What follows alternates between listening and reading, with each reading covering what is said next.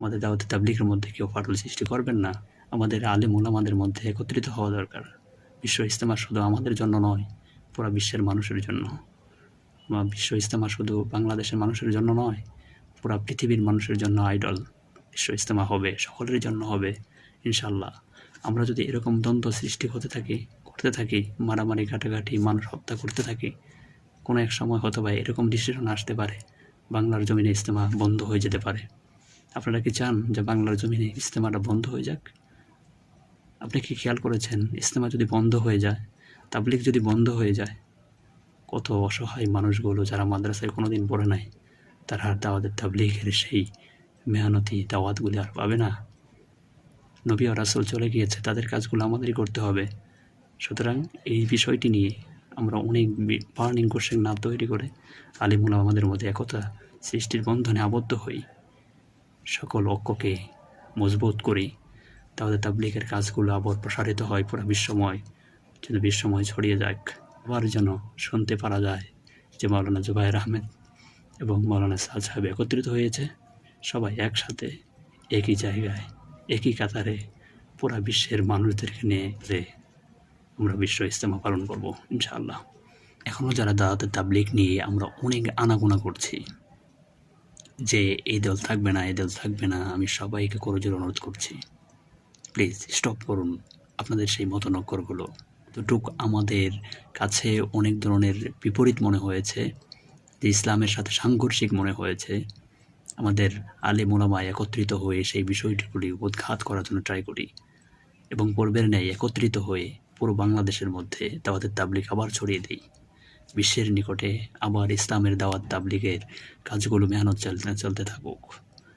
যারা অশিক্ষিত, যারা সর্বসাধারণ রয়েছে, কোনোদিন মাদ্রাসায় যায়নি, তাবলীগ এবং নেশাবে যে তারা মোটামুটি ধরনের 5 ওয়াক্ত নামাজ কীভাবে করতে হয়, মাসলা মাসাইল এবং ওযুর ফরজ, গোসলের ফরজ, তায়াম্মুমের ফরজ, কীভাবে নিজেকে পরিচালনা করতে হয় ইসলামের ভিত্তিতে, তারা কিন্তু সব মোটামুটি শিখতে পারছে।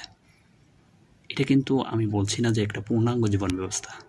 দাওয়াতের তাবলীগ যে সিলসিলা রয়েছে, আমি কিন্তু বলছি না যে এটা পূর্ণাঙ্গ জীবন ব্যবস্থা।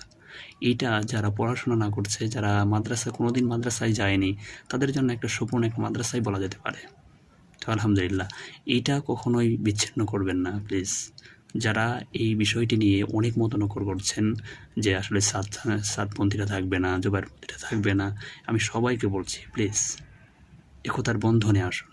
ইসলাম নিয়ে আর ছিনিমিনি করবেন না। এই বিষয়টি একটা দুর্বল সাইট, এটা আমাদের জন্য ঐক্যের একটা জায়গা। এই দাওয়াতে তাবলীগ কখনো মারামারি করতে বিশ্বাসী নয়, এই দাওয়াতে তাবলীগ কখনো মানুষকে হত্যা করার বিশ্বাসী নয়, এটা কোনো রাজনৈতিক প্রেক্ষাপট নয়, এটা মানুষের নিকটে কোরআন এবং সুন্নাহর উপর ভিত্তি করে নিজে চলার জন্য তাগিদ করেন, অন্যকে ইসলামের পথে আনার জন্য ট্রাই করেন। এই জায়গা থেকেও ফাটল সৃষ্টি করবেন না প্লিজ। যারা সাতপন্থী দাবি করছেন, যারা জুবায়ের আহমেদের অনুসারী মনে করছেন, প্লিজ সবাই একত্রিত হয়ে যান, খুব তাড়াতাড়ি হয়ে যান। সাথে বাঁচতে চাই, একসাথে ইসলাম প্রচার করতে চাই। তাহলে তাবলীগ আমাদের বাংলাদেশে বিশ্ব ইজতেমা যেমন হয়, পৃথিবীর এমন কোনো বিরল ইতিহাস নেই।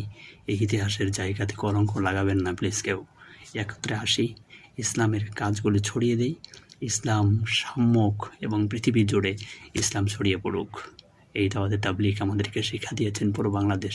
পৃথিবীতে কেউ জানতো না যে বাংলাদেশের নামে একটা জায়গা রয়েছে। হ্যাঁ, অনেকটি কারণ ইস্যুটির মধ্যে বিশ্ব ইজতেমার জন্য কিন্তু বাংলাদেশ জেনে থাকেন। আমার কাছে মনে হতেই পারে যে আমি 100% সত্য, আর আমাকে যারা নেগেটিভ ভাবছেন তাদের কাছে কিন্তু আমি 100% সত্য নাও হতে পারি। আমি আপনার কাছে মনে হচ্ছে যে প্রিয়, পৃথিবীর শ্রেষ্ঠ মানুষ, কিন্তু ইসলামের দৃষ্টিকোণ থেকে সে শ্রেষ্ঠ মানুষ নাও হতে পারে। আমি যাদেরকে দৃষ্টিগোচর থেকে মনে করছি যে এই পৃথিবীর মধ্যে সবচেয়ে খারাপ মানুষ, আল্লাহর কাছে সেই মানুষটা প্রিয় হতে পারে। হ্যাঁ, এই বলে আমি বলছি না যে আমি তাদেরকে সাপোর্ট করছি। দাওয়াতে তাবলীগ অনেক বিশ্বাসের জায়গা, আমরা অনেক বিশ্বাস করি, এই জায়গা সকলের জন্য উন্মুক্ত। কোনো মানুষ কোনো দিন নামাজ পড়তে পারে না, এই লোকগুলো যে এমনভাবে আল্লাহর ওপর আস্থা রেখে যায়, আল্লাহর ওপর এত প্রেম তৈরি হয়ে যায়, একটা মাদ্রাসার ছাত্র চাইতে 1000 গুণ মনে হয় তারা প্রেমিক হয়ে যায়, আল্লাহ ভক্ত হয়ে যায়। আমি দেখেছি যে আমার মাদ্রাসা পড়ে যে আল্লাহকে যতটুকু আমরা ভয় পাই, 3 দিন 40 দিন চিল্লায় যাওয়ার পরে বাড়িতে আসার পরে মনে হয় তারা আল্লাহ সুবহানাহু ওয়া তাআলাকে সামনে রেখে নামাজ পড়ছে। এত গভীরতা, এত খুশু এবং খুজু তাদের নামাজের মধ্যে। তাদের মতো নামাজ আমরা তৈরি করতে পারিনি এখনো পর্যন্ত। সুতরাং